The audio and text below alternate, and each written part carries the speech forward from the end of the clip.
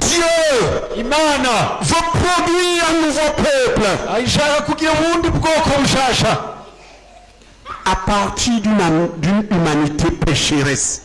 bihereye ku isi yazimiye, D'une humanité qui s'est égarée dans le péché. abantu bazimiriye mu vyaha. Dieu veut tirer un nouveau peuple. Imana igomba gukuramwo urungano Un nouveau royaume. ubwo bwami bushasha. Un nouveau royaume vient. Ubwami bushasha Il n'est buraje. pas de ce monde. Si ubw'iyi si, Il n'est pas de cette terre. si ubw'iyi si, Ces principes ne sont pas ceux des hommes, ni même des religions des hommes. imibereho yabwo si imibereho yakozwe n'abantu, si imibereho yakozwe n'ibyifuzo by'abantu. Ces principes sont du royaume de Dieu. Et c'est le royaume de Dieu. imibereho y'ubwo bwami ni imibereho y'Imana, ni ukugomba kw'Imana gusa. Et ce royaume ubwo bwami rero buza est fait des hommes et des femmes bugizwe n'abagabo n'abagore qui tous étaient des pécheurs, bose bihanye ibyaha byabo, et se sont répandus et se sont détournés de la vie des pécheurs bihanye bakahinduka bakava mu buzima bw'ibyaha pour appartenir à un seul roi, kugira ngo babe ab'umwami umwe, Jésus-Christ. Yesu Kristo. Ils sont devenus de nouvelles créatures. bahindutse ibyaremwe bishasha. Ils ne sont plus comme ils étaient nés de leur père pécheur, de leur mère pécheur. ntibakiri uko bari babyagwa na ba nyina na ba se ari abanyabyaha. Ils sont devenus de nouvelles créatures. bahindutse ibyaremwe bishasha. Des créatures selon Dieu. ibyaremwe bishasha nk'uko Imana igomba, Parce qu'ayant reçu l'Esprit de Jésus, le Fils de Dieu, kuko barose bakiriye impemu ya Kristo umwana w'Imana, étant animés par l'Esprit de Jésus, le Fils de Dieu. bakoreshwa n'impemu ya Kristo umwana w'Imana. Si ce n'est pas ça, atari ibyo ce n'est que religion. ni idini, Et tu iras en enfer. kandi uzoja mu budahera. Les hommes cherchent la religion. abantu barondera idini, Dieu lui veut la relation. Imana igomba ubucuti. Écoutez bien. umviriza neza. Les hommes sont à la recherche de religion, de nouvelles religions. abantu bariko barondera idini n'abanyedini. Les anciennes religions ne les ont pas changées. amadini ya kera ntakera Ils bahinduye ne les ont pas sauvées. ntiyabakijije. Ils veulent de nouvelles. ntibashaka bishasha. Dieu lui cherche la relation. Imana irondera ubucuti. Ce que Adam avait perdu en péchant, icyo Adamu yatakaje mu gukora Adam icyaha, qui est notre ancêtre, nka sokuruza wacu, en péchant il avait perdu la relation personnelle avec son Dieu. akoze icyaha yatakaje ubucuti bwiwe n'Imana yiwe. Ce que Dieu est venu refaire en Jésus, icyo Imana yari yaje gusubira gukora muri Yesu, c'est que Jésus ni uko Yesu a payé le prix yahishe ikiguzi pour nous ramener kugira ngo à tugaruke une relation personnelle avec Dieu comme mu Père. kugaruka mu bucuti budasanzwe na data. Dieu est mon Père. Data Imana ni data. Je suis un enfant de Dieu. ndi umwana w'Imana. Parce que Dieu est devenu mon Père à cause de Jésus qui habite en moi. kuko Imana yahindutse data ku bwa Yesu aba muri jewe. J'ai une relation personnelle ndafise ubucuti bw'umwihariko avec Dieu comme Père. nga data ubucuti bw'umwihariko data nk'Imana. Tu as une oreille qui n'entend pas là. ninde umuntu afise ugutwi ngaho kutumva neza? C'est qui? ninde Une oreille qui n'entend pas. umuntu afise ugutwi kutumva neza? Viens. ingo. L'Éternel est mon Père. Imana ni data, Le Tout-Puissant est mon Père. Imana y'ubushobozi ni data, Dieu d'Israël est mon Père. Imana y'Isirayeli ni data, L'amour est mon Papa. Imana y'urukundo ni papa. À tous ceux qui l'ont reçu, abamwakiriye bose, à tous ceux qui ont véritablement Jésus-Christ en eux, abafise Yesu mu mutima il leur a donné le pouvoir de devenir enfants de Dieu. bahaye ubushobozi bucika Dieu est leur Père. Imana ni data wabo. Et eux sont ses enfants. Qu'est-ce que tu as à l'oreille? ufise iki mu gutwi? Tu as une oreille qui n'entend pas? ugutwi gutumva. Très bien. Il est écrit handitswe ngo en mon nom. izina ryanje Ils imposeront les mains aux malades. azorambika ibiganza ku bagwaye, Les malades seront guéris. abagwayi baca bakira. Entends, Umva, entends correctement. umva neza. Alléluia. Haleluya. Maintenant, bouche l'oreille qui entend. Rero ugutwi kwawe kumva, wumva. Applaudissons pour son oreille qui entend déjà. Ugutwi kwawe kumva neza. C'est au nom de Jésus. Ni mu izina rya Yesu. Ça, c'est ce que Dieu a donné à ses enfants. Ico Tais-toi. Voilà, c'est moi qui parle ici. ora ngaha nije mvuga jenyene. Comment tu t'appelles? Witwa mwiki? Donnez-lui le micro. Mu Sors la main et prends le micro. Comment tu t'appelles? zora ukuboko kwawe ufate mikro. Witwa nde? Andida, Ton oreille entend? Ugutwi kwawe wumva kumva? urumva, Très bien. Est-ce que les 7 oreilles entendaient avant? Mbega uko gutwi kare ubwa mbere kumva? urumva bukebuke, Est-ce que tu entends maintenant? Wewe wumva neza. yego, Applaudissons pour Jésus. Amashi menshi kuri Yesu. Non, il y a encore quelques-uns qui doutent. Tu as une oreille qui n'entendait pas du tout. Hari uri ngaha afise ugutwi kutumva C'est qui? na gato ninde? Une oreille sourde. Ugiye kwikukira Quand kutumva on a parlé, pourquoi tu n'avais pas levé la main? Une oreille qui n'entend pas du tout. Amafise ugutwi kutumva. Applaudissons pour Jésus. Dukomere amashi Yesu. Jésus n'a pas changé. Yesu ntiyahindutse. C'est les hommes qui refusent de se donner à Jésus et de devenir des enfants de Dieu. Au lieu de cela, ils font des religions inutiles. N'abantu badahinduka ngo biye Yesu kugira bahinduke abana b'Imana bakaja mu madini ataco bamarira. Tu as quoi? Ufise ikinyoko. Tu as quoi? Urwaye iki? Urwaye iki? ugutwi n'ijisho, Cette oreille n'entend pas. Ko gutwi ntikumva na gatonye. kufashwamo iyi minsi kurumva bukebuke, ariko ubu urabona n'ubujisho ingene rigenda. Maintenant, ça va entendre. Ubu rero guteza kumva neza. Entends! Umva neza. Au nom de Jésus. Izina rya Yesu. Entends correctement. Umva neza. Maintenant, bouche l'oreille qui entendait. Zibira ugutwi kwari kumva wumve kumva neza. Bouche l'oreille qui Kwari entendait. kumva. Et que cette face guérisse. Kandi uruhande rugire gukira. J'ai parlé de l'oreille. Navuze Bouche l'oreille qui entendait. Zibira ugutwi kwari gusaye kumva wumve ko umva neza. Quel est ton nom? Witwa mwiki? Donne-lui le micro. Ton nom c'est qui? Muri mikro witwa mwiki? Harriet, Tu habites où? Uba hehe? Nyamusenga, Est-ce que l'oreille l'entend? Mbega wumva ugutwi ko kumva neza. urumva bukebuke, Non, c'est pas ça, c'est ta façon de parler. Et c'est en parlant comme ça que l'oreille entend. Ugutwi kurumva. Applaudissons pour Jésus. Dukomere amashi Yesu. Je vais te montrer l'oreille qui entendait. Zibira uko kwari kumva. Bouge bien. Zibira uko kumva. Bouge l'oreille qui entendait. Bien. Kuzibira neza ukumva neza. Enlève le micro.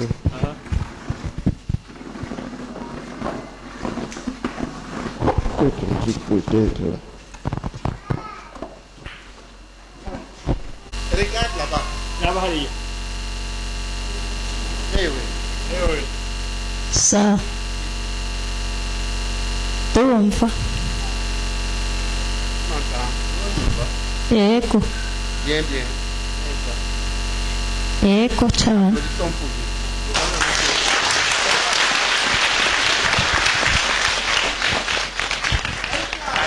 Mbega gushika kugarukana umuntu mu bucuti n'Imana. C'est des relations que Adam a perdues. Ubwo bucuti Adamu yatakaje En tombant dans le péché, aguye mu cyaha il était coupé de Dieu. yaciye atandukana Il n'Imana. ne pouvait plus avoir de relation avec Dieu. ushobora gusubira kuronka ubucuti n'Imana. Jésus est venu Yesu akiraza pour ramener l'homme à Dieu.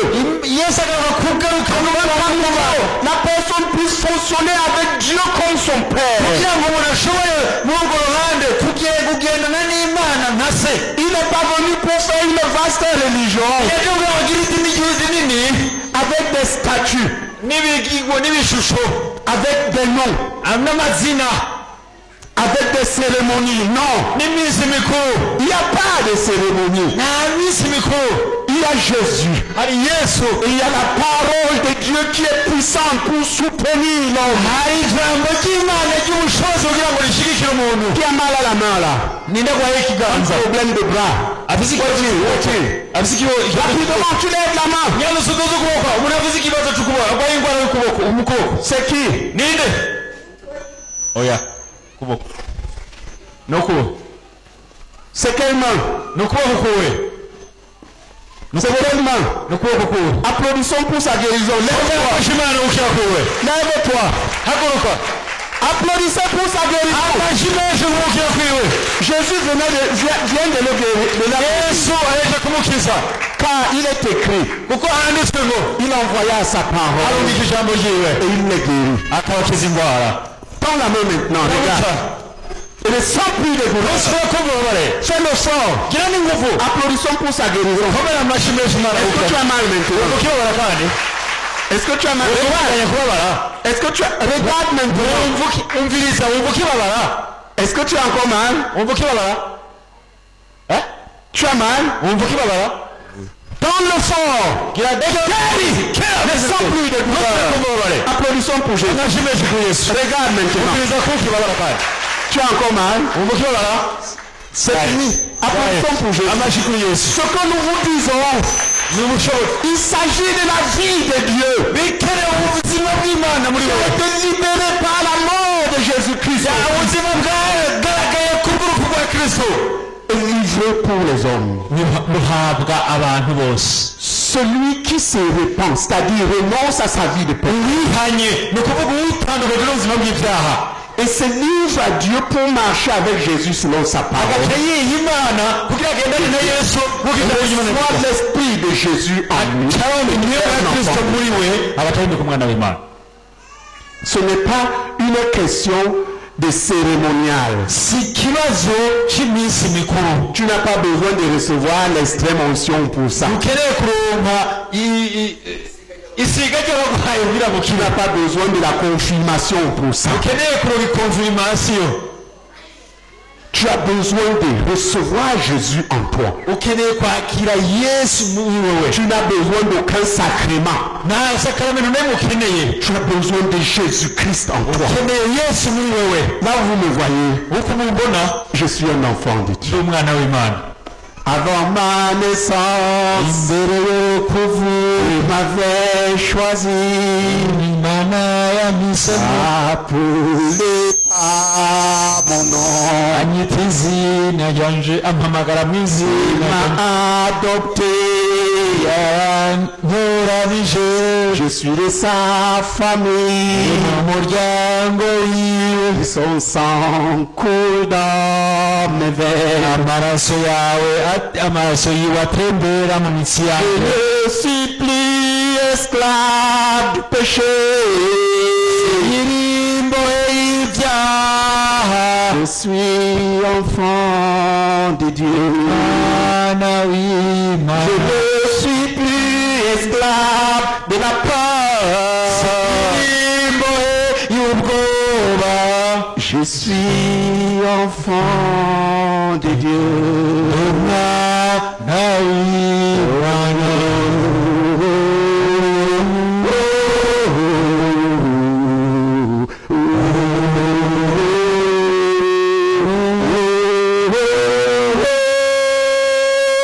Il fend la mer et je peux la traverser. amena ikiyaga ndashobora guca mu kiyaga nkarengana Et que c'est moi dans son amour. mu rukundo rwiwe Il m'a sauvé, alors je peux chanter. yancunguye ubu ndashobora kuririmba Enfant, w'imana ndabizi enfant, umwana w'imana w'iby'ukuri je suis umwana w'imana non. nibyo Je ne suis plus esclave de Satan. indirimbo ya satani Je suis enfant de Dieu. umwana Je w'imana suis plus esclave du péché.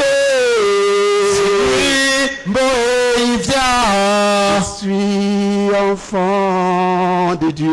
umwana w'imana Jésus n'est pas venu yesu ntiyaje pour faire une nouvelle religion. ntiyaje kugira ngo agire idini rishasha Jésus est venu yesu yaje pour produire un nouveau peuple pour Dieu. kugira ngo avyare ubundi bwoko bushasha Pour prendre des pécheurs, kuvuga ngo afate leur impartir sa propre vie.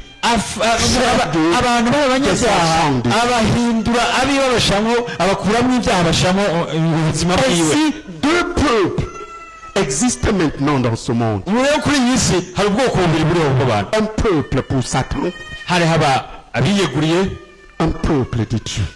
abiyeguriye n'ubwoko Il y bw'imana a des enfants de Satan. hariho abantu biyeguriye satani n'abiyeguriye Je imana vais te dire qui ils sont. ngomba kubwira abo ari bo C'est ceux qui n'ont pas Jésus habitant en eux. abadafise yesu aba muri bo Ils sont pécheurs comme ils sont nés du ventre de leur mère. Ils peuvent être dans mille ni abanyabyaha nk'uko bavutse bava mu nda za ba nyina Ils n'ont n'abanyabyaha jamais reçu Jésus-Christ dans leur cœur. umuntu atagira umwemu wa kristo mu mutima Ils wiwe n'ont jamais été transformés, changés. abakiriye yesu barahindutse bashasha Vous voyez la personne que vous voyez devant vous, murabona uyu muntu muriko murabona imbere yanyu dormait dans les boîtes de nuit. yaba muri buwate de mu kizotero hamwe batambira mu butambiro Vivant de manière accélérée dans le péché, yaba mu buryo bukomeye bw'icaha qui ne pouvait pas dormir chez lui. atashobora kuryama muhiriwe Il fallait qu'il yashobora aille dans les boîtes de nuit danser le ndombolo ico gihe batamba dombolo toutes les nuits. amajoro yose Buvant de l'alcool, commettant des péchés, anywa inzoga akora ibyaha bitandukanye un presque fou. nk'umusazi yasigaye ameze nk'umusazi Mais quand Jésus est entré dedans, ariko igihe yesu yinjiye il mu l'a transformé yarahindutse en enfant de Dieu. umwana w'imana Celui qui était adultère wari umusambanyi est devenu prédicateur contre la yahindutse vie. umuvuga ubutumwa bwiza Qui était hier un ivrogne yari est devenu prédicateur contre uyu la munsi vie. ni Celui qui umuvugabutumwa était un pécheur engagé umunyabyaha yerekanye dans le péché iyo abantu mu byaha est devenu radicalement combattant contre lui. yahindutse urwanya icyaha n'ingufu ziwe zose Qu'est-ce qui a produit ça? mbega icyaremye ibyo ni igiki muri we Il n'est pas allé dans un temple. ntiyagiye Il a reçu Jésus. Il a reçu Jésus dans mon cœur. En septembre 91. muri mirongo icyenda na rimwe mu kwezi kw'icyenda Je suis une nouvelle créature. icyaremwe gishasha Ma vie a été complètement transformée. icyo gihe ubuzima bwaciye buhinduka De pécheur perdu, umunyabyaha yazimiye enfant de Satan, umwana wa shetani je suis devenu enfant de Dieu. aciye ahinduka umwana w'imana Je suis un enfant de Dieu. ni umwana w'imana Eh frère, je suis un enfant. mwene data ndi umwana w'imana L'Esprit de Dieu vivant habite en moi. mwemu y'imana nzima iba muri jewe Et il me conduit.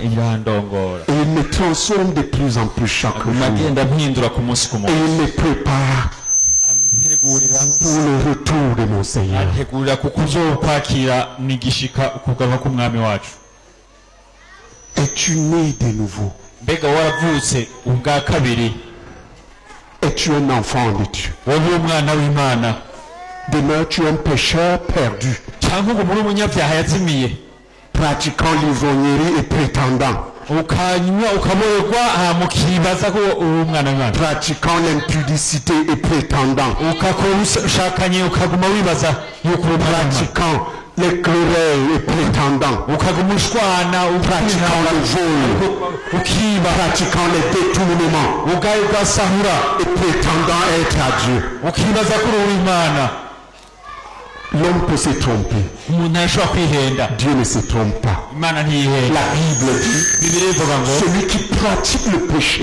est du diable. ukora icyaha n'uwa shetani Et écoutez, umviriza il y a deux peuples. Un peuple pour le diable, un peuple pour hari Dieu. ubwoko bubiri hari ubwoko bwa shetani Celui qui n'ubwoko bw'imana pratique le péché, il vit consciemment dans un péché. umuntu akora ibyaha abaho mu byaha n'uwa shetani Vous comprenez? muriko muratahura.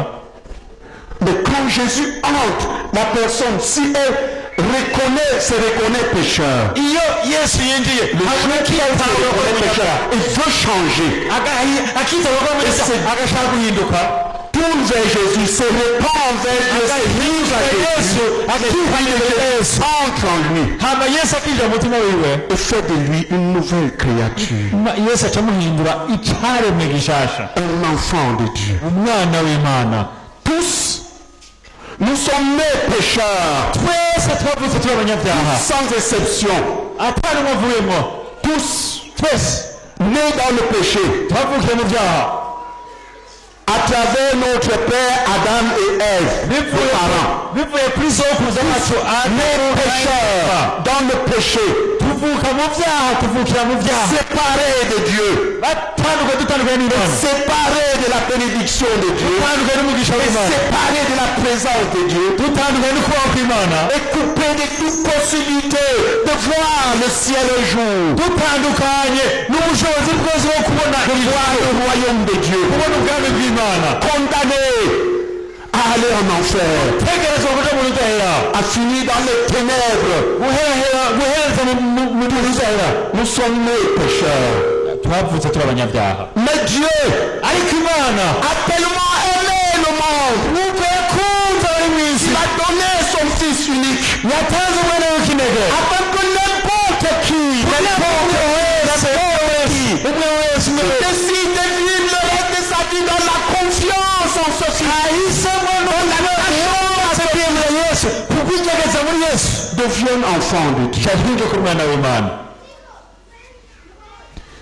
C'est ce que je suis. ico nico ndi, J'ai donné ma vie à Jésus. nahaye ubuzima bwanje yesu, Je suis devenu un enfant de Dieu. nahindutse umwana w'imana. Et Jésus, étant entré en moi, a transformé ma vie.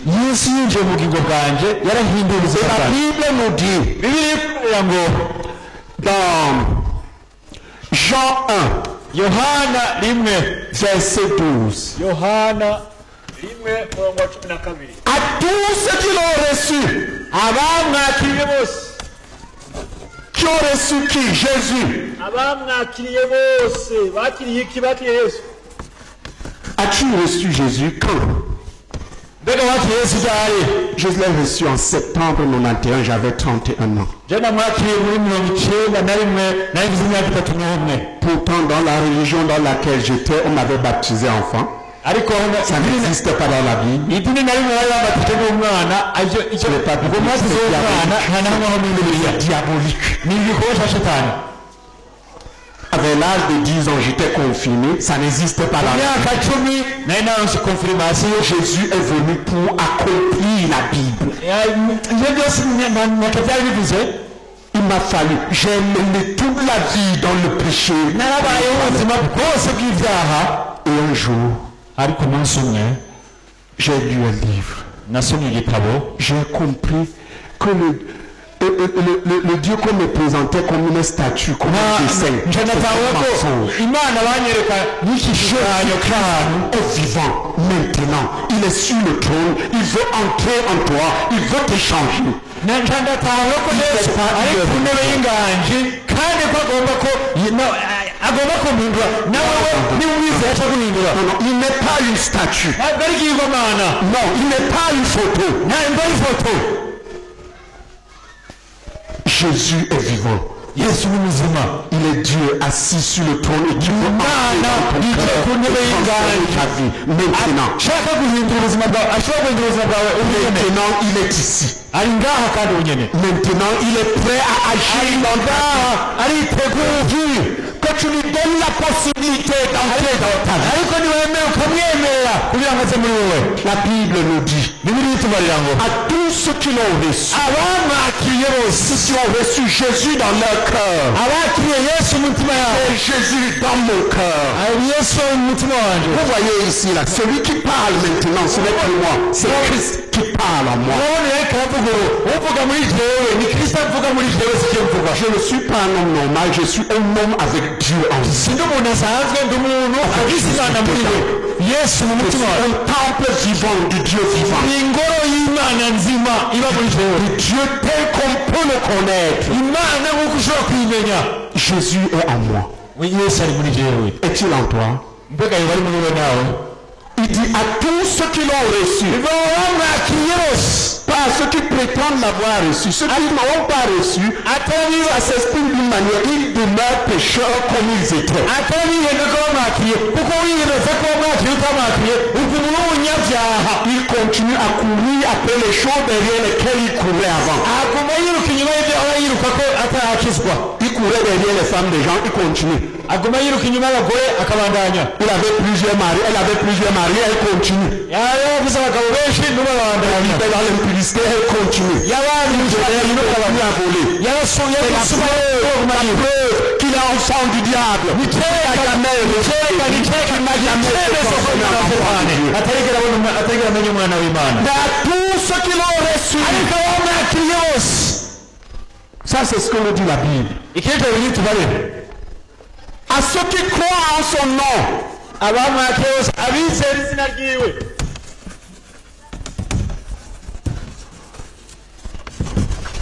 c'est-à-dire à ceux qui marchent ni ukuvuga dans la foi dans le nom de Jésus. abagenda Dans la foi dans le nom de Jésus. baravuga bavuga bizera mu kwizera Affirme les choses que Jésus affirme avec foi. bakemera ibyo yesu yemeza buzuye ukwizera La Bible dit bibiri ivuga ngo qu'il leur a donné le pouvoir. yabahaye ububasha Il leur a donné le pouvoir. yabahaye Le pouvoir de devenir enfant de Dieu. yabahaye ububasha bwo kuba abana b'imana bwo gucika abana b'imana bwo guhinduka Ils ne sont pas parce qu'ils sont dans une bonne religion. oya si uko bari mu idini si ukuvuga ngo bari mu idini ryiza oya En se repentant de leurs péchés bayihanye ibyaha byabo et en se donnant à Dieu dans la foi que Jésus a fait pour eux. bizeye icyo yesu yakoze ku bwabo Ils sont lavés par Dieu ntabwo barozwa n'imana et ils reçoivent de Dieu le pouvoir. Le pouvoir d'être enfant de Dieu. Le royaume de Dieu n'est pas une question de religion. Des dogmes. Ni des sacrements. C'est une question de pouvoir. Nous sommes enfants de Dieu. Le pouvoir de dire non au péché. Le pouvoir de comprendre la Bible. Le pouvoir d'obéir à ce que Dieu commande. Le pouvoir d'aimer même ses ennemis. Le pouvoir de faire du bien et non le mal. Le pouvoir de chasser les démons. Le pouvoir de dominer les problèmes au nom de Jésus. De se soumettre au diable et à son monde. Le pouvoir de mener une vie qui plaît à Dieu. Le pouvoir de détruire ce qui vient du diable. Tous ceux qui reçoivent Jésus ont ce pouvoir. Pourvu qu'ils marchent dans la foi en son nom. Il leur a donné le pouvoir de faire quoi? Le pouvoir de vivre et de fonctionner comme enfant de Dieu. As-tu reçu ce pouvoir? Si tu ne l'as pas reçu, l'enfer t'attend. Fais n'importe quelle religion. Ça ne va pas. Ça veut dire que Jésus n'est pas en toi. Jésus en nous. Et le pouvoir des enfants de Dieu. Je ne fonctionne pas maintenant comme un homme normal. Je fonctionne comme enfant de Dieu. Est-ce que vous comprenez? Je suis un enfant de Dieu. j'ai envie en moi la vie de Dieu qui dévore tout ce qui est du diable. muri je ndabizi ubuzima bw'umwana w'Imana busambura ibiri mu buzima biva ku shitani byose kandi ubwo bushobozi nabwo En une nuit de septembre 91, ryo mu kwezi kw'icenda muri 1990 j'ai renoncé à ma vie de pécheur. naritandukanye n'ubuzima bw'icyaha Tant que je connaissais les péchés, j'ai confessé, je les ai écartés. ibyaha byose nanibuka nabyihanye ndabyitandukanya ko J'ai donné ma vie à Jésus, j'ai demandé à Jésus de venir en moi. Il est venu. Je suis nahaye ubuzima bwanjye yesu hama yesu ndamusaba ngo aze muri jewe acaraza ubuzima bwacu buhinduka Mais celui qui veut continuer dans ses péchés, dans sa religion vide, Dieu n'entrera jamais. ugomba kuguma mu byaha byiwe akaguma mu idini ryiwe ryapfuye uyobowe ntacyo bihurirako n'ubuzima bwa Mais kristo si tu veux ariko niba bukeneye devenir enfant de Dieu, uhinduka umwana w'imana mais le reste de ta vie dans la foi en ce que Jésus nous a dit, mais qui est écrit ici, no kubaho ubuzima busigaye bwanditswe nk'uko bibiliya ibivuga alors tu es prêt. icyo gihe uzaba Si tu witeguye veux renoncer à ta vie de pécheur, niba ukeneye gutandukana n'ubuzima bwawe bwahise bw'ibyaha t'es donné à Jésus. kugira ngo wihe yesu Écoute, tu pourrais le faire et ton père n'est pas d'accord. urashobora kubikora so wenda atabishaka Tu devras le faire. utegereza kubikora C'est à ce prix qu'on a Jésus. icyo nicyo Moi, je l'ai reçu et toute ma famille m'a réputé nakiriye yesu umuryango wanjye wose bashobora haguruka parce que j'avais changé de religion. kuko nari mpinduye idini Mais je vais vous dire, ariko ngomba kubwira 3 années après, inyuma y'imyaka 3 ikurikira mon père était saisi dans les pieds. mwe data Il papa n'avait pas de remède. yarwaye indwara y'amaguru J'étais déjà dirigeant d'une assemblée. icyo gihe nari ndi umurongozi w'ikoraniro J'ai pris un jeûne de 3 jours avec mon afata assemblée. twisonzesha ko iminsi 3 Ça faisait 3 ans. On m'avait répudié du village. haheze imyaka 3 no muri quartier bari baranyirukanye Je suis arrivé au village. ndashika mu quartier J'ai pris ses pieds. afata amaguru J'ai brisé les chaînes de la douleur. sambura ubushobozi bw'ububabare Il dit, lève-toi. kanabani haguruka Il s'est levé. Applaudissons pour Jésus. haguruka Il marche, il a marché. amashyi kuri yesu Tout le monde a commencé à écouter mon. aha abantu rero batatanga kunyumviriza aho ngaho hantu Dis-moi, à qui appartiens-tu? baca babaza ngo mujya uwo kwande À Jésus ou au diable? ni ukuvuga ikibazo gicagira ngo wowe uri uwo kwa yesu cyangwa kwa shitani Que produit ta vie? kugira ngo ubuzima bwawe Qu'est-ce qui te dirige? mu buzima bwawe ni kurongora Les désirs de péché, mbega niba l'esprit de Jésus. ni ibyifuzo by'ibyaha cyangwa ni impwemu ya kristo Que tu sois aujourd'hui, tu peux changer de camp. kuri kose umunsi urashobora guhindura umugambi wawe Pécheur que j'étais, umunyabyaha nari je pense qu'il y a peu de personnes qui ont commis les péchés ici que j'ai commis. sinibaza ko hari abantu nk'abo barakoze nk'ibyaha je nakoze Mais ce grand pécheur, ariko uwo munyabyaha mubi Dieu en a fait un prédicateur fervent, imana yamuhinduye total contre le péché. yamuhinduye umuvuzi w'ubutumwa arurumba ko amashyi Il dukunda amashyi va te transformer. nawe urakeneye Il guhindura a un avenir pour toi. akeneye avize akazoza kuri wowe Il saigne de bonheur pour toi.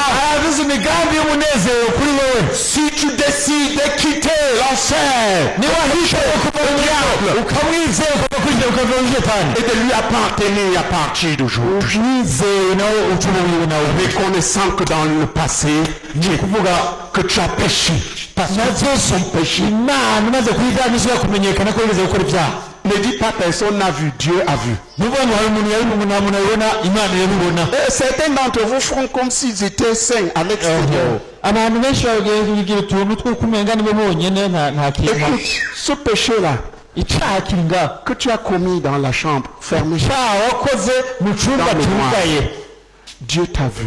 imana yarakubonye Le diable aussi. na satani yarakubonye Tu es un pécheur perdu. umunyabyaha yazimiye Tu as besoin de donner ta vie à Jésus. urakeneye guha ubuzima bwawe yesu Être lavé et transformé. no kozwa kugira ngo uhinduke Recevoir la vie de Dieu, le pouvoir. wakira ubuzima bw'imana ubuzima bwa kristo muri wowe kugira ngo ube muri wowe Si tu veux. nimba ubikeneye Si tu veux changer de vie. niba ushaka guhindura ubuzima Si tu veux quitter le royaume du péché. niba ukeneye kuva mu bwami Le royaume de Satan, le royaume des mensonges. mu bwami bwa shitani Le royaume de l'ivognerie, le royaume de l'immonde. bakaboneka ubwami bw'ubushakanye bw'ubusambanyi Le royaume des bagarres, le royaume des querelles. ubwami Le royaume du pouvoir, le royaume du mensonge. ubushobozi bw'ububeshi ubushobozi Le royaume du péché. Le royaume du péché, tu veux quitter le royaume des ténèbres, être transporté par Jésus-Christ dans le royaume de Dieu, le royaume des lumières, le royaume de la parole de Dieu, le royaume de la puissance de Dieu. Si tu veux, à tous les prix, tu es prêt, tu peux être sauvé. Le salut est une affaire de pouvoir. Dieu donne aux simples hommes pécheurs le pouvoir de dominer leur péché.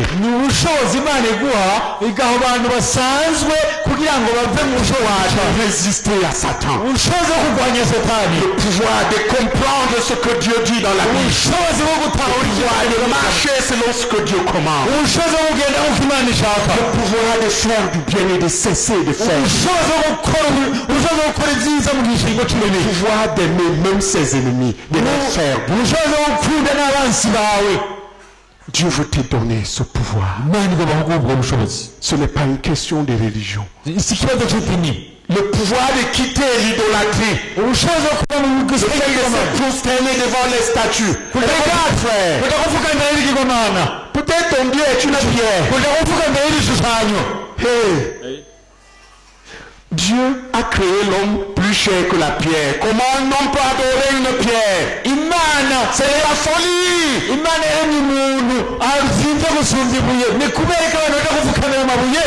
On te dit que c'est la pierre du tombeau de Jésus. Quelle pierre du tombeau de Jésus?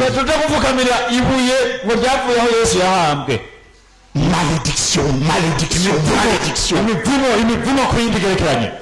Des hommes refusent d'adorer le Dieu Tout-Puissant et adorent les créatures que Dieu a faites. Alors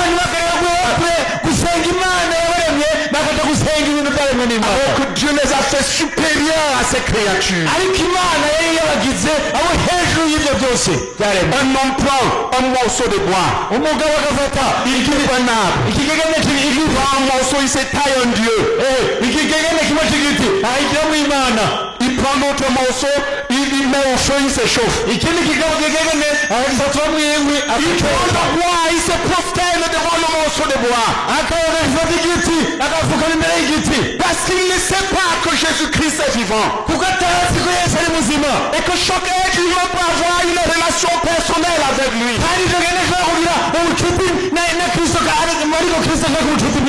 Ils adorent ce qui n'est pas Dieu. Ils se trompent, ils sont maudits. Et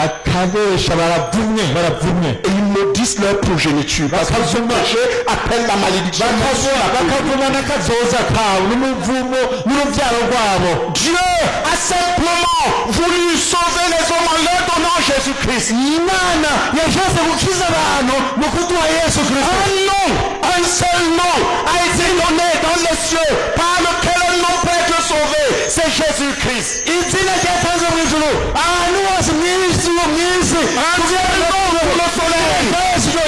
n'y a pas d'autre nom. Il n'y a pas la CMCI.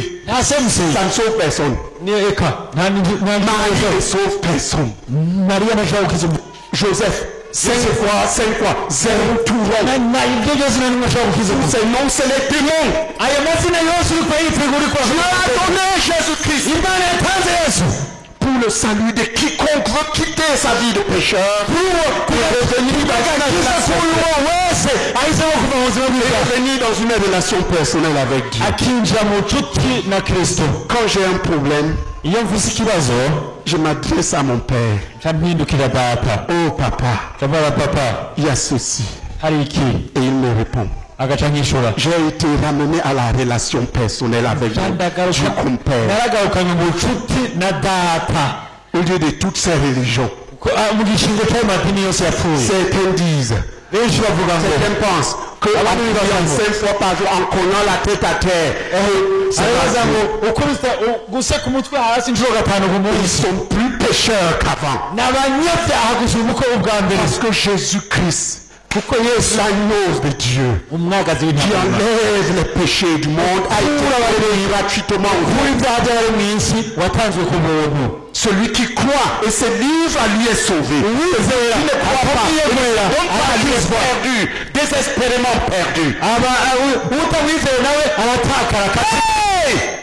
Hey, écoute ce que Dieu te dit. Je veux ce soir que tu me donnes ton cœur. Quitte tes péchés. Si tu veux de Jésus dans cette salle, tu as décidé de devenir enfant de Dieu. Lève juste ta main. Applaudissons pour Jésus. Je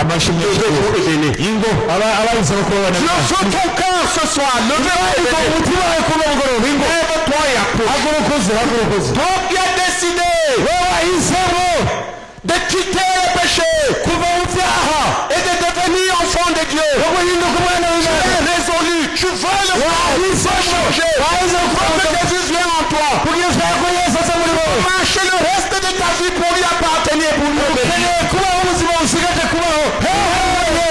Dieu ne reçoit le pouvoir de dominer le péché. Toi qui vis dans le péché, fais une religion qui ne te délivre pas du péché. Tu es perdu.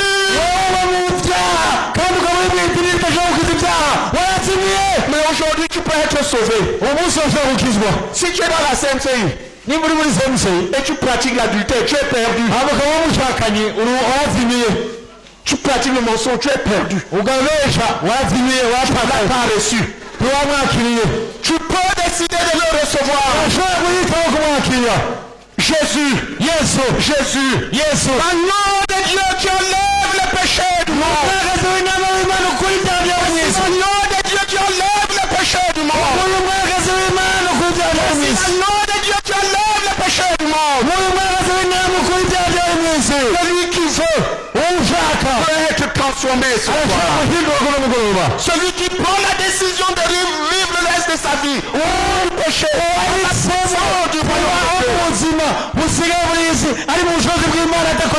être sauvé ce soir.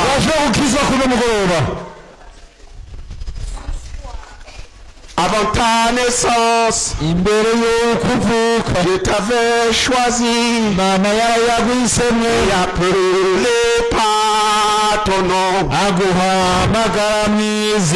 Il veut t'adopter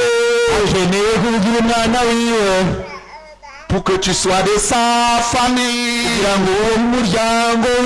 Son sang coule dans tes veines. Pourquoi être esclave du péché?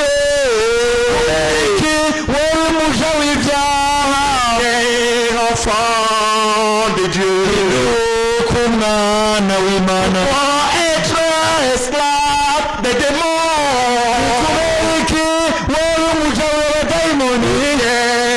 Enfant de Dieu.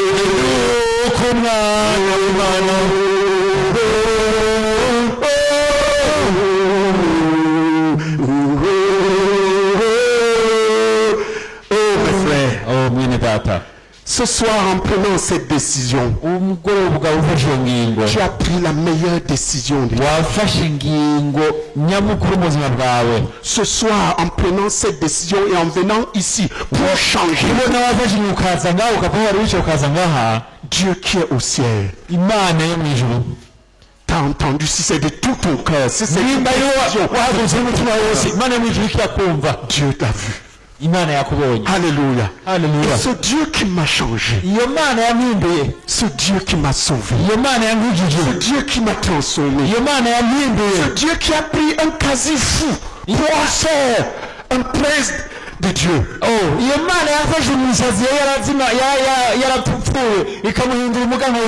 Il va entrer en toi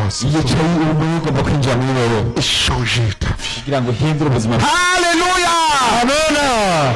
Déjà, tu vas te tourner vers lui et lui demander pardon pour ta vie que tu as menée. Lui demander pardon. Peut-être toi-même soumis à Satan en pratiquant une telle vie.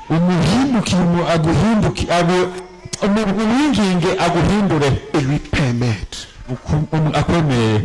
d'entrer dans ton cœur. Vous savez, Jésus-Christ est roi des rois. Quand on reçoit un roi chez soi, on fait quoi? On lave sa maison, n'est-ce pas? N'est-ce pas? On dégage tout ce qui est sale. Le roi ne peut pas venir chez toi dans la saleté. Qui comprend ça? Qui comprend ça? Premièrement, tu vas ôter toutes les saletés au nom de Jésus. Pardon, Jésus va te pardonner. Et tu vas lui demander de venir. Il va venir. Et nous allons commencer une vie ensemble avec Jésus. Dans la foi, à tous ceux qui l'ont reçu, à ceux qui marchent dans la foi en son nom, il leur a donné au pouvoir, le pouvoir de devenir enfant. Alléluia. Amen. Conduis-les. Le pasteur va vous conduire à recevoir Jésus. Bienvenue dans le royaume de lumière. Bienvenue dans le royaume de la puissance de Dieu. Bienvenue dans le royaume du Fils exalté de Dieu.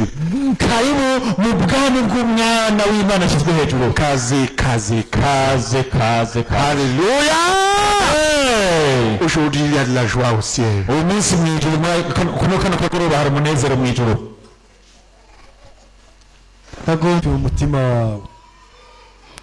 ushoboye gupfukama upfukame, utabishoboye ntupfukame. Udafise ikibazo mu maguru urashobora gupfukama, udafise ikibazo pfukame, mugabo ufise ikibazo ntupfukame.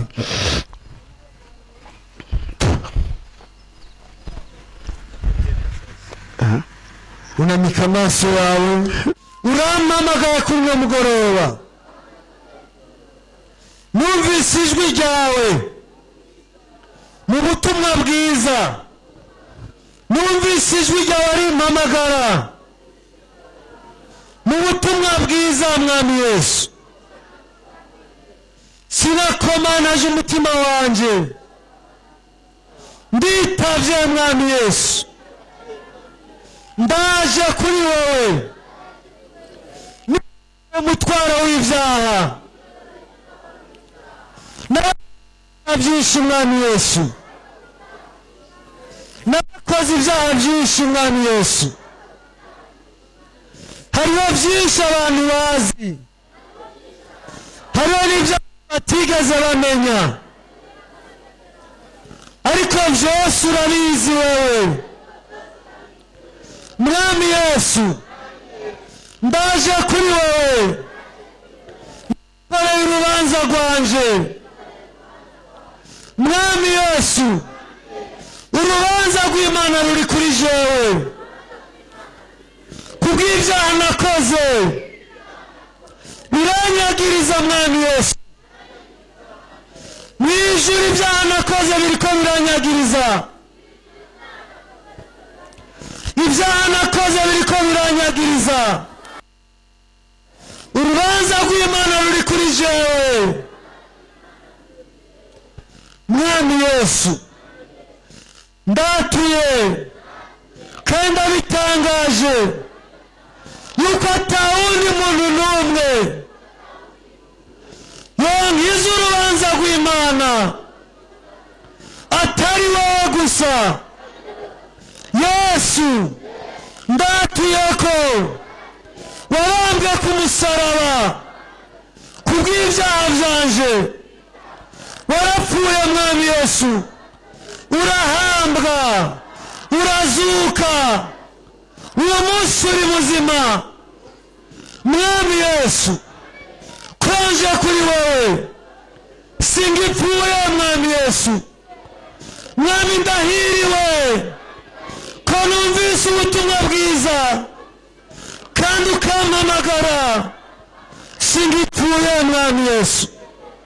Mwami, marira ibyaha byose nakoze, marira ibyaha byose nakoze, mwongorere umwaturire ibyaha byawe mwongorere uwo muri kumwe ntabyumve Yesu wenyine aba ari wabyumva mubwira uti mwami Yesu mparira ibi na biriya mwaturire bya bindi byose wibuka mubwire Yesu uti mwami Yesu narakoze ibi na biriya mbabarira mwaturiye ntihagire umuntu akumva iruhande yawe ugutwi kwa Yesu kuri ku munwa wawe mwongorere Yesu mubwire Yesu ariko arakumva ibagiye byose mwami bihanaguza amaraso yawe hanagura ibyaha byanje byose kuri uno mugoroba ndagusezeraniye yuko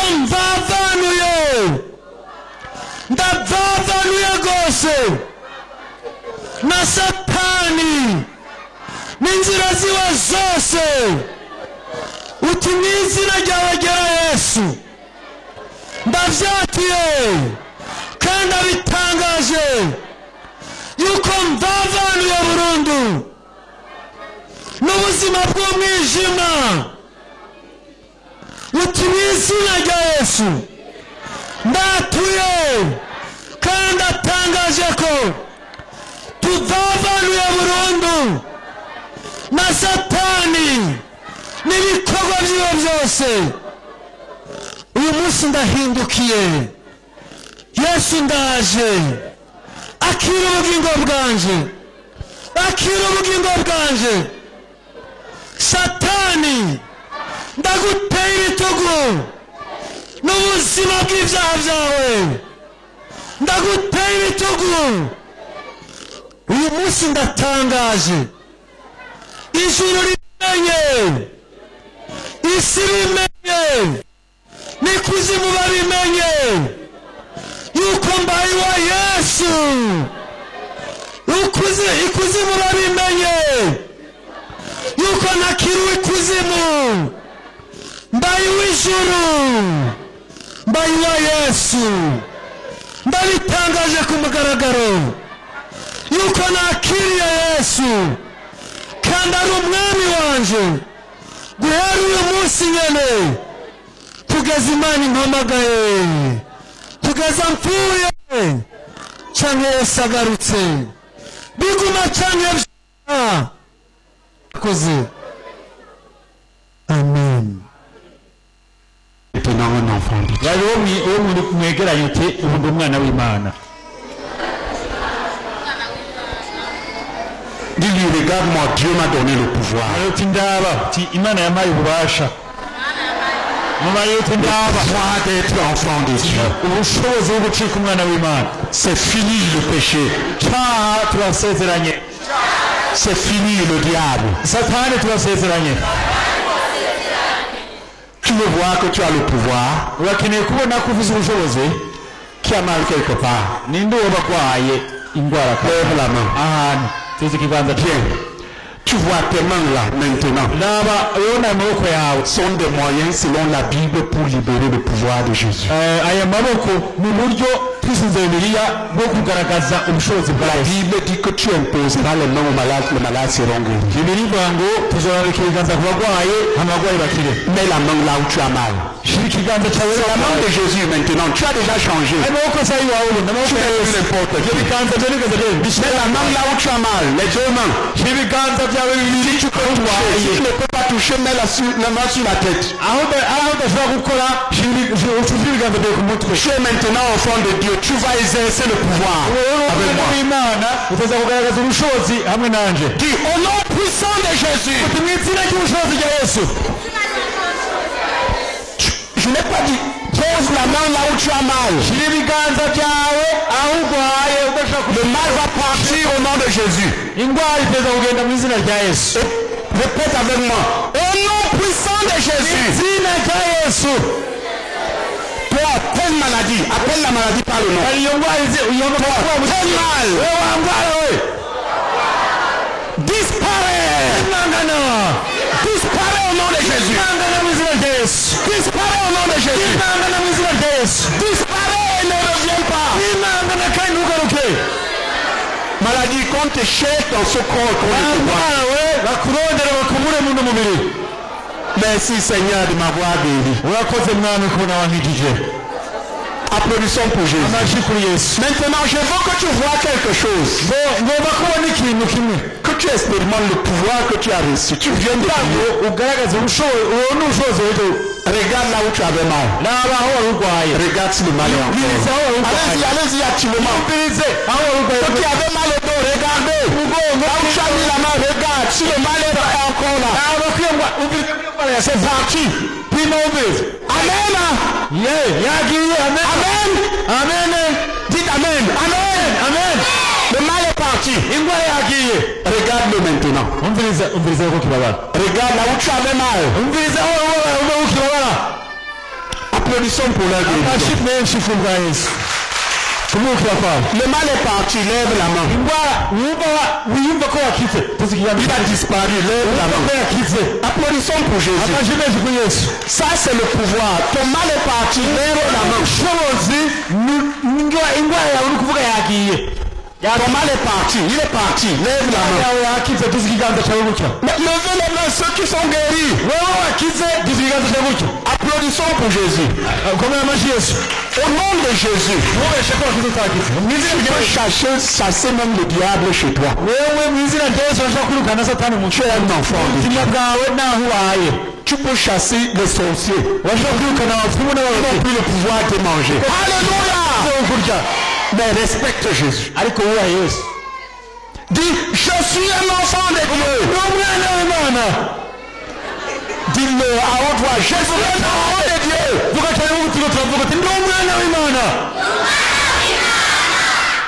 Dieu m'a donné le pouvoir. Ce pouvoir, c'est Jésus en moi. J'ai le pouvoir de dire non au péché.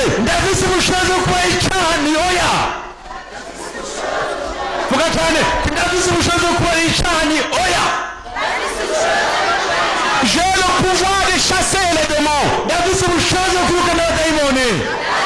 J'ai le pouvoir de chasser les maladies. Je suis un enfant de Dieu. Je suis un enfant. J'ai le pouvoir de dominer les problèmes au nom de Jésus.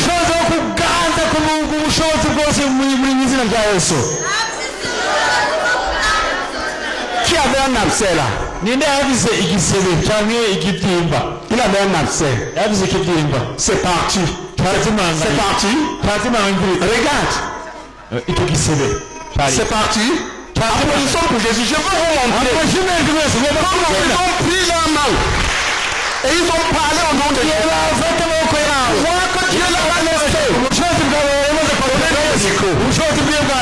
que vous voyez. C'est comme l'évangile. Ce n'est pas moi qui a prié pour eux. Ils ont reçu Jésus et ils ont prié au nom de Jésus. Donnez-lui le micro là. Qu'est-ce que tu avais? Qui a été guéri du mal au dos? Applaudissons pour Jésus. Applaudissons pour Jésus. Qui d'autre a été guéri d'une maladie dont il veut parler? Il veut dire ce que Jésus vient de faire. Alléluia. Oui. Donne-lui.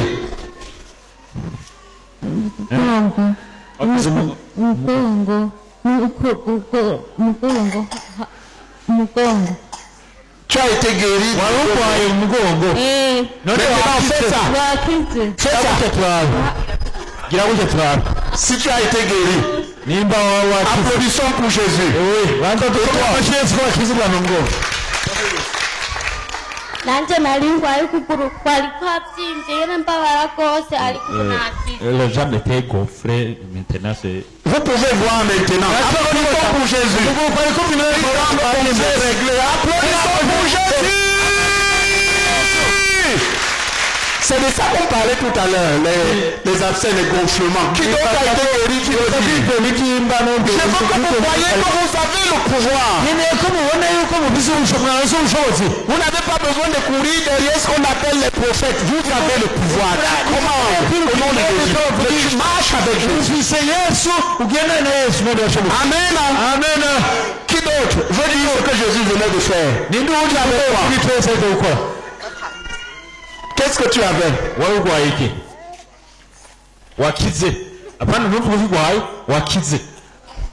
Je n'ai pas dit c'est quand tu vas nous raconter une histoire, on va te rendre ministère. J'ai dit tu as été guéri, tu veux nous dire.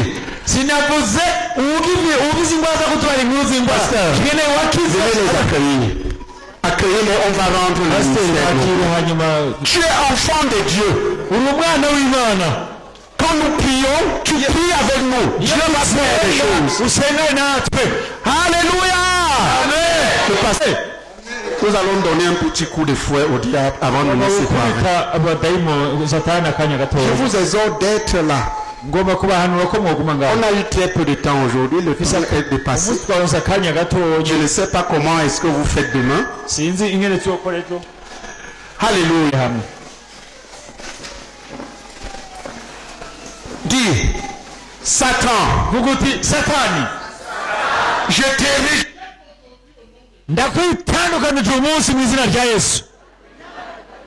Et je proclame que c'est Jésus qui est Seigneur.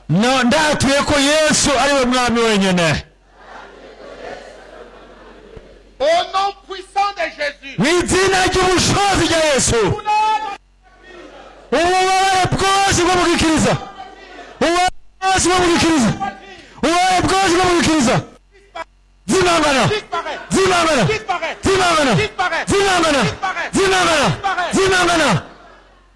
Toi, tu as mal à la poitrine. Guéris. Au nom de Jésus. Guéris complètement. Et vois ta guérison. Vois ta guérison. Vois ta guérison. Au nom de Jésus, tu es guéri. Tu es guéri. Applaudissons pour Jésus. Tu es guéri. Toi qui avais des problèmes à la poitrine, tu viens de guérir. Passe ici. Rapidement. Regarde, c'est parti. Viens. C'est qui là? Tu avais des problèmes dans la poitrine. Et il vient d'être libéré. Applaudissez pour Jésus. Au moment où on parle, c'est comme ça que ça se passe. Les douleurs à la poitrine sont parties. Tu es le bienvenu. Qui d'autre? Avec des problèmes dans la poitrine. C'est parti. Applaudissons pour Jésus. Applaudissons pour Jésus. C'est parti. Quelqu'un qui avait du mal à respirer. Asthme. Disparaît. Tombe au nom de Jésus. Tu es guéri.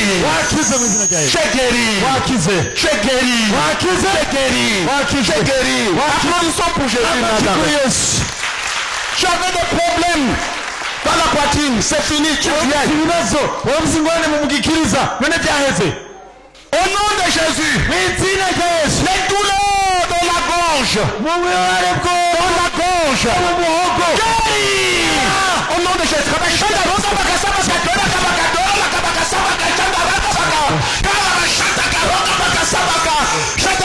Problème dans la gorge.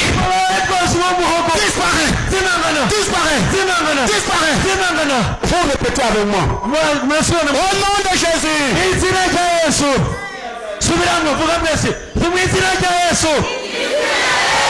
Mal dans la gorge.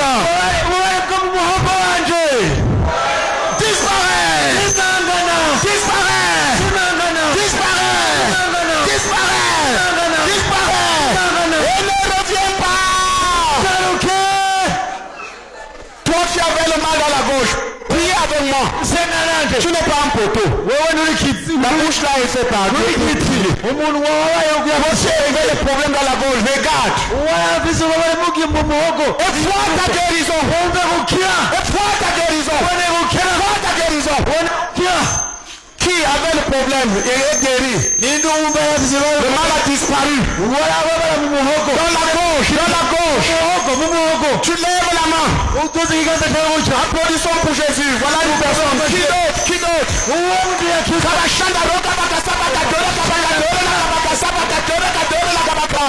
Qui d'autre? Lève la main et approche. Jésus t'a guéri. Il y a des problèmes dans la gauche. Y a-t-il quelqu'un d'autre? C'est toi? Qui d'autre? Applaudissons pour Jésus. Au nom puissant de Jésus. Problème dans les pieds, tout le monde. Au nom de Jésus. Maladie dans les pieds. Et difficulté dans les pieds. Disparaît. Disparaît. Disparaît. Disparaît. Disparaît. Disparaît au nom de Jésus. Disparaît au nom de Jésus. Disparaît. Problème dans les pieds. Problème dans le dos. Problème dans les pieds. Problème dans le dos. Disparaît. Mais sciatique.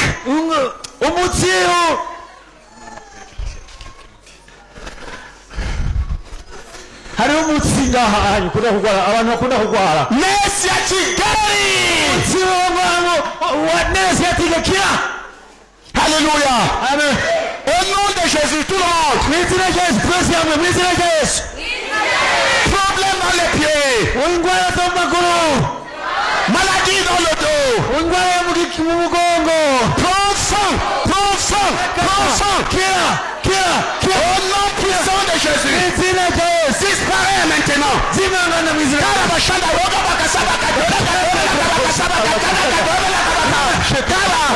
Infinité. Disparaît. Jésus vient de les rétablir. Applaudissons. Jésus vient de rétablir. Tu avais un problème dans les jambes, dans les pieds. Regarde. Il est encore là. Le mal a disparu. Il a disparu. Lève la main. Venez. Applaudissons pour Jésus. Je reste applaudissez. Venez.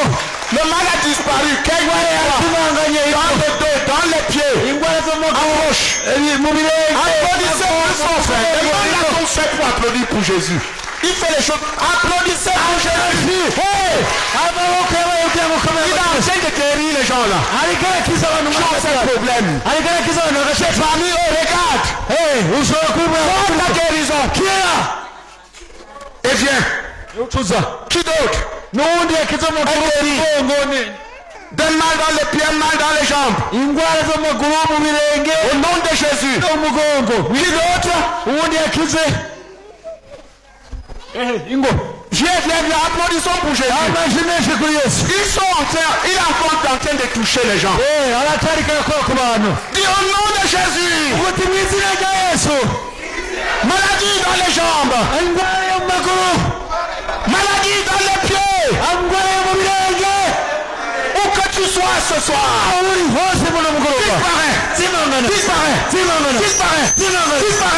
Disparaît. Et ne reviens pas.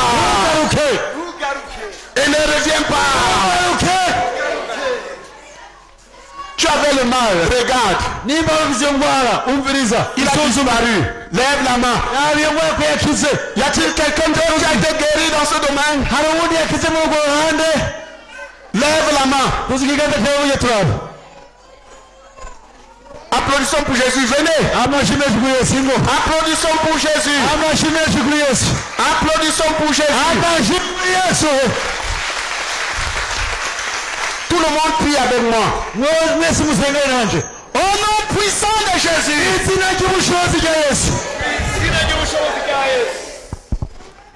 Gonflement. ukubyimba gonflement, ububyimbe kyste, ibibyimba disparaît. zimangana. Vous n'êtes pas engagé, vous ne voulez pas comprendre. mwebwe nimukeneye ko dusenga. Ça ne te coûte rien de prier avec nous. ni Tu as reçu Jésus, c'est tout. mwisanzure gusenga natwe. Dis au nom de Jésus. umuti mu izina rya Yesu. Gonflement, ububyimbe kyste, zimangana. disparaît, zimangana. disparaît, zimangana. disparaît, zimangana. disparaît, zimangana. disparaît, disparaît, zimangana. disparaît, zimangana. disparaît, zimangana. disparaît, zimangana. disparaît, zimangana. disparaît. zimangana. Au nom de Jésus. mu izina rya Yesu. Kyste, ububyimba ibibyimba kyste ovarien, ibibyimba byo mu biteko. kyste ovarien. ibibyimba byo mu Je biteko. détruis au nom de Jésus. wasambose mu Je biteko. détruis au nom de Jésus. Je détruis. Je détruis. Je détruis. Je détruis. Je détruis. Gonflement. ububyimbe Gonflement. ububyimbe Disparaît. zimangana. Disparaît. zimangana. Disparaît. zimangana. Disparaît. zimangana. Pendant qu'on prie, igihe turiko turasenga il y a quelqu'un qui sent les choses dans son bas-ventre. iyo umuntu yumva mwamuri dame mu nzu y'umukondo umugore C'est un kyste ovarien qui vient de guérir. hariho ibibyimba byo mu gitereko biriko Elle devait sentir le gonflement. C'est qui? yahora yumva Regarde maintenant. yumviriza Il n'est plus là. Applaudissez pour Jésus. Regarde. yumvirize C'est qui? isuzume ninde Lève la main. byabyimbutse ngo byabyimbutse ashobora kubyumva Au moment où on priait, tu as senti ça. igihe twariko turasenga Bouger. zimangana. C'est qui là? ninde ngaha C'est qui? ninde Où est la personne? ninde Applaudissons pour Jésus. Viens. ni wowe Applaudissons pour Jésus. komera amashyi menshi C'est un kyste ovarien ni ibibyimba byo mu que biteko. Jésus vient d'opérer. Applaudissons pour Jésus. yesu nibyo yose ariko arakora. Applaudissons pour Jésus. amashyi menshi kuri yesu. Applaudissons pour Jésus. amashyi menshi kuri yesu. Applaudissons pour Jésus. amashyi menshi kuri yesu. Gonflement. ububyimba Gonflement. ibibyimba Gonflement. ububyimba Pour ceux qui te trouvent. Disparaît au nom de Jésus. Disparaît au nom de Jésus. zimangana mu izina rya Yesu. Disparaît au nom de Jésus. zimangana mu izina rya Yesu. Disparaît au nom de Jésus. zimangana mu izina rya Yesu. Tu avais un gonflement quelque part. warumize ububyimba Un ahantu abcès. Ou je ne sais pas quoi. igihute cyane ibyimba kindi gisanzwe. Et ça pourrait même être le truc des hommes là, je crois. hashobora kuba Non, le truc qui fait gonfler les parties génitales. C'est quoi encore? Non. bishobora kuba ari ibibyimba. Ce gonflement a disparu, où qu'il soit. icyo kibyimba kirazimanga nicyo aho kiba kiri hose. Répétez avec moi. Ernie! umuti wa kibyimba Ernie! ikibyimba ikibyimba Ernie! ikibyimba Disparaît! zimangana Disparaît! zimangana Disparaît! Disparaît! zimangana Disparaît! zimangana Guéris! zimangana kira. Au nom de Jésus, tu avais un gonflement quelque part, regarde. warumize ikibyimba ahantu kanaka uyumvirize. Applaudissons pour sa guérison. kuri yesu. Regarde, isuzume wumvirize. il est parti, lève la main. isuzume n'ibyo kibyimba Applaudissons pour Jésus, viens. Applaudissez plus fort. Applaudissez plus fort. menshi kuri yesu. Qui d'autre? uwundi Un gonflement, où qu'il soit. yumva yarabize Il a ikibyimba disparu, le mal est parti. indwara yagiye wabyimbutse ikibyimba warubyimbye. Qui d'autre? uwundi ninde Applaudissons pour Jésus. amashyi menshi yesu. Quelle est la personne qui est venue pour le gonflement qui a disparu? C'est elle? ninde umuntu yaje ubwa mbere C'est elle? C'était quoi? yari warubyimbye. Alléluia. yarabize ikibyimba Elle vient de guérir d'un abcès. Applaudissons pour elle. yaje gukira ikibyimba byihute. Le tien était où? Dans le sein, regarde. ikibyimba cyawe gishobora kuba cyari mu ibere iyumviritse. Regarde. iyumviritse gishobora kuba cyari mu ibere iyumviritse. Regarde. Si c'est toi, regarde. Si c'était dans le sein, il a disparu. Tu lèves la main. warabize ikibyimba mu ibere cyazimanganye tuti ikiganza. Jésus est là. yesu ari ngaha. Applaudissons pour Jésus. amashyi menshi kuri yesu. Applaudissons pour Jésus. menshi kuri yesu. Le temps. Biraza ko umwanya Le temps. Partout. Dis au nom de Jésus. Puissance démoniaque. Qui trouble ma vie. Dieu te détruit au nom de Jésus. Dieu te détruit au nom de Jésus. Je détruis.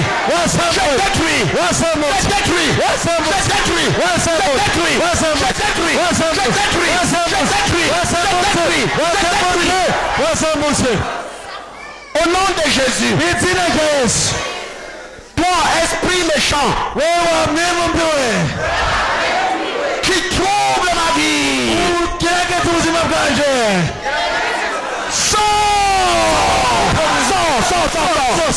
au nom de Jésus.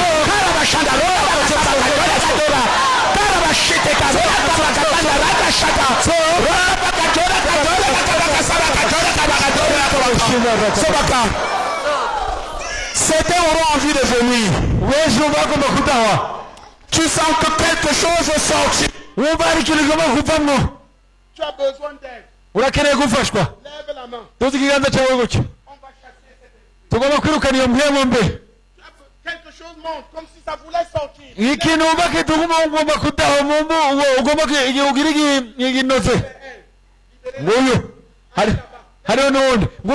Commencez même à tousser maintenant. Vous devez sortir.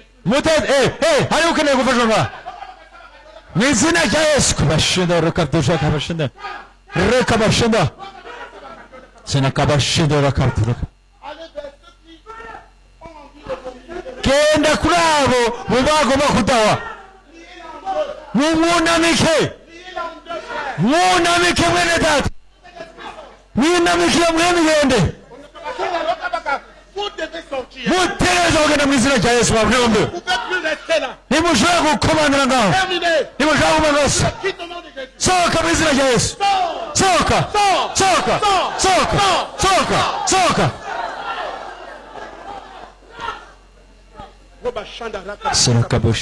Au nom de Jésus. Au nom de Jésus. Alléluia. Amen. Alléluia.